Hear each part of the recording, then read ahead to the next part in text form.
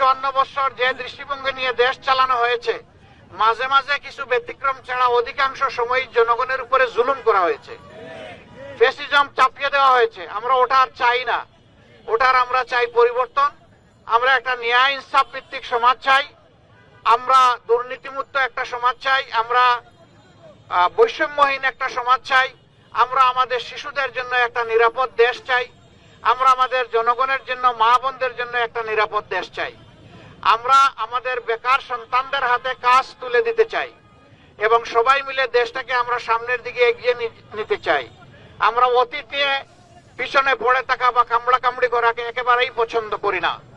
জামাতে ইসলামী আইনের প্রতি শ্রদ্ধাশীল, এই জন্যে আমরা অনেক জিনিসই মেনে চলার চেষ্টা করি বা সবগুলাই মেনে চলার চেষ্টা করি। এই মিরপুর এবং কাফরুল দীর্ঘদিন সন্ত্রাসের কবলে জর্জরিত ছিল। আমরা দোয়া করি আল্লাহ তাআলা যেন এখানে শান্তির পরিবেশটা সৃষ্টি করে দেন এবং যাদের মাধ্যমে এই শান্তি প্রতিষ্ঠিত হওয়া সম্ভব তাদের হাতেই যেন আল্লাহ সমাজের এই দায়িত্বটা তুলে দেন, আমানতটা তুলে দেন। প্রিয় দেশবাসী, এলাকাবাসী, আমরা আজকে আমাদের ডিজিটাল ক্যাম্পেইনের বাস এবং আরো কিছু ভেহিকেল আছে, সেইগুলো আর আমাদের অফিস আনুষ্ঠানিক উদ্বোধনে এখানে এসেছিলাম। আমরা দোয়া চাই আপনাদের কাছে, যে কথাগুলো আমরা বলছি আল্লাহ যেন সেই কথাগুলো আমাদেরকে মানার তৌফিক দান করেন। আমরা যদি আপনাদের ভোটে, সমর্থনে, ভালোবাসায় নির্বাচিত হয়ে সরকার গঠন করতে পারি, তাহলে আমরা যেন দেশের মালিক না হয়ে আপনাদের সেবকে পরিণত হতে পারি, সেই দোয়াটা আপনারা করবেন।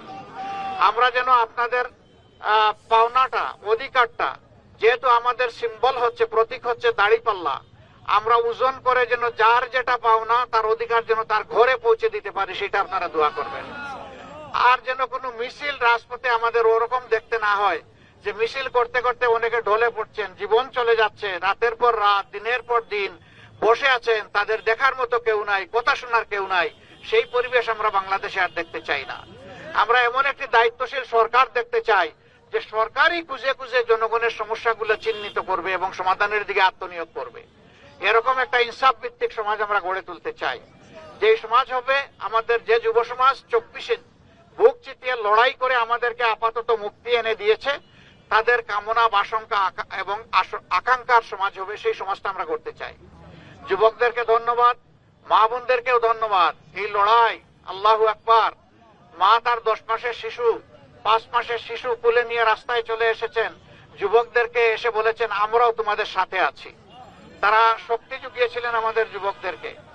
আমরা মাদের জন্য নিরাপদ কর্মস্থল করতে চাই, চলাচলের নিরাপদ ব্যবস্থা করতে চাই, গড়েও তাদেরকে আমরা নিরাপদ রাখতে চাই।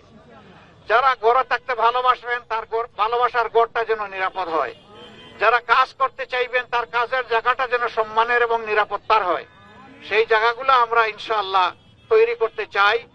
আর যুবক যুবতীদের হাতকে মজবুত কারিগরের হাত হিসাবে গড়ে তুলে তাদের হাতে সম্মানের কাজ তুলে দিতে চাই। আমরা বেকার ভাতা দিব না কাউকে, বেকার বানাতে চাই না, আমরা বেকারত্বের অবসান ঘটাতে চাই। আল্লাহ যেন সেই বাংলাদেশটা আমাদের সবাইকে সমবেত উদ্যোগে গড়ে তোলার তৌফিক দান করেন। এ সময় আপনারা কষ্ট করে এসেছেন, সকলের প্রতি আমাদের গভীর কৃতজ্ঞতা, আমরা ধন্যবাদ জ্ঞাপন করছি এবং এই আয়োজন আমাদের বরকতময় হোক, আল্লাহর দরবারে দোয়া করছি। আল্লাহ হাফেজ। বাংলাদেশ জিন্দাবাদ, বাংলাদেশ জামাতে ইসলামী জিন্দাবাদ, 11 দলীয় ঐক্য, নির্বাচনী ঐক্য জিন্দাবাদ, ঐক্যবদ্ধ বাংলাদেশ জিন্দাবাদ। আসসালামু আলাইকুম ওয়া রাহমাতুল্লাহ।